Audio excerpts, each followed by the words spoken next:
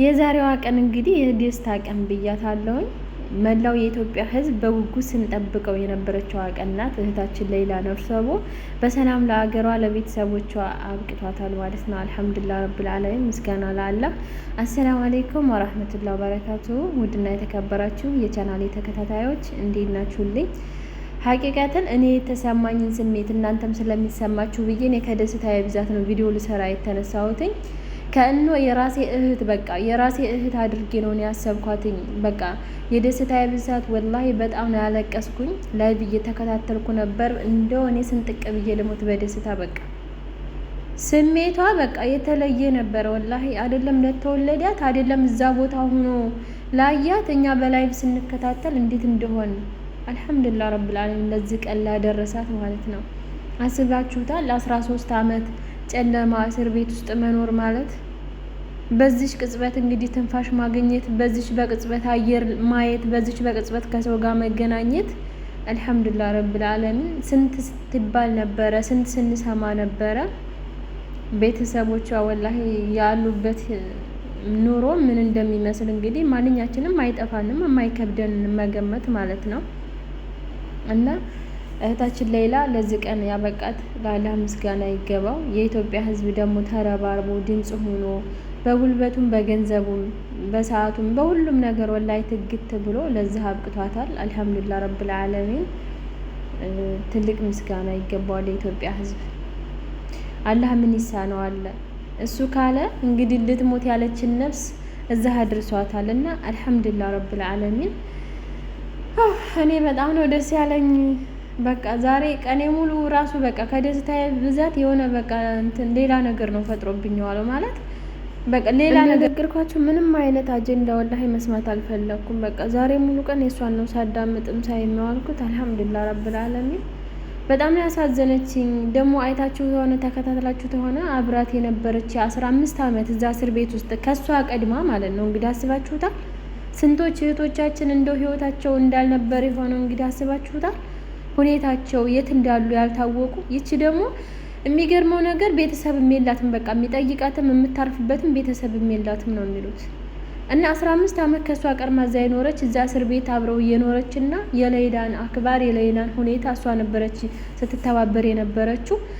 እና አንድ ላይ ያኔ ተእስር ሲለቀቁ አንድ ላይ ተለቀው ጠያራቸውም አንድ ላይ ሆኖ ፍላይታቸው ማለት ነው አብረው ነው የመጡትና በቃ ሌይላ ከሷ ተነጥላ ነው የወጣችው የሪፖርት።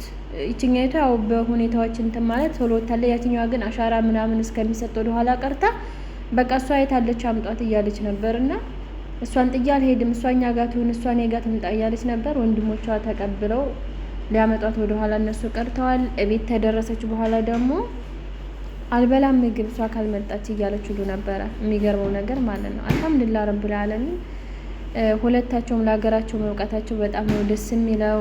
እችኛዋ ደግሞ ሰው አለመኖሯ ታሳዝናለች። ግን ያው የኢትዮጵያ ሕዝብ ሁሉንም ነገር እየተከታተለላት አብራ ከእሷ ጋር እንድትሆን ተደርጓል። እንግዲህ እስኪ እሷም ደርሳ እናያለን ማለት ነው።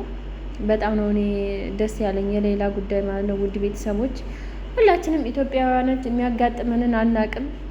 አላህ ይጠብቀን ከእንደዚህ አይነት ፊትና፣ ከእንደዚህ አይነት በላ፣ ከእንደዚህ አይነት ችግር አላህ ይጠብቀን። እንደው አላህ ይጠብቀን ሀቂቃ ማለት ነው። እንግዲህ ሰርተን እንለወጣለን፣ ቤተሰብ እንረዳለን፣ ህይወታችን እናሻሽላለን ብለን ተሰደን የሚገጥመንን አናቅምና አላህ ይጠብቀን።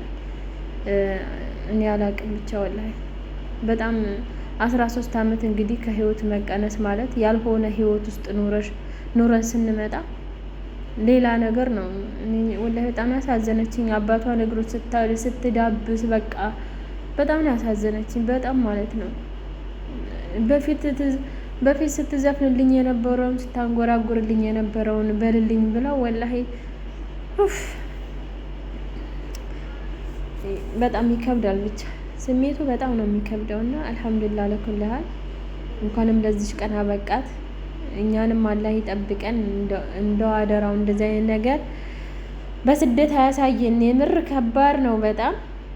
ዞሮ ዞሮ ያው እንግዲህ አላህ የቀደረው አላህ ያለው ነው የሚሆነው። የተከተበልን ነው የምንኖረውና እህታችን ሌይላ እንግዲህ ያው አላህ ያለው ሆኗል። እዚህ ደርሳለች። አሁን ለሀገሯም ለቤተሰቧም በቅታለች፣ ለህዝቧም በቅታለች። አልሐምዱሊላህ ደግሞ ጤናዋም ተመልሶላት ቀሪውን ህይወቷ ደግሞ በደስታ በጤና የምትኖር አላህ አድርጋት። ነገሮች ተመቻችተውላት አልሐምዱሊላህ ብላ የምታመሰግንበትን ህይወት አላህ ይወፍቃት ነው የምመኝላት ለእህቴ። እንግዲህ ሁላችንም ጥሩ ህይወት እንመኝላት።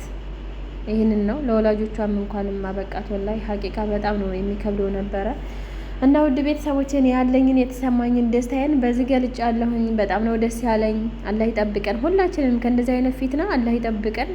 እህታችን ሌላ እንኳንም ማበቃት። እስኪ እናንተ የተሰማችሁን ደስታ በኮሜንት ጻፉ። እህታችን ሌላ አልሐምዱሊላህ ረብል ዓለሚን እንኳንም ለዛ በቃሽ ብያለሁኝ ደግሜ ደጋግሜ። እኛም ደግሞ አላህ ይጠብቀን እንላለሁ። መላው የኢትዮጵያ ሕዝብ ደግሞ እንግዲህ አላህ ያቆየው። ከተቸገረ ጎን የሚቆም ነው የኢትዮጵያ ሕዝብ። ብዙ እህቶቻችን ብዙ ወገኖቻችን እንደዚህ አይነት ችግር ውስጥ አሉ። አላህ ይጠብቃቸው፣ አላህ ይጠብቀን። ሰላም አለይኩም ወራህመቱላህ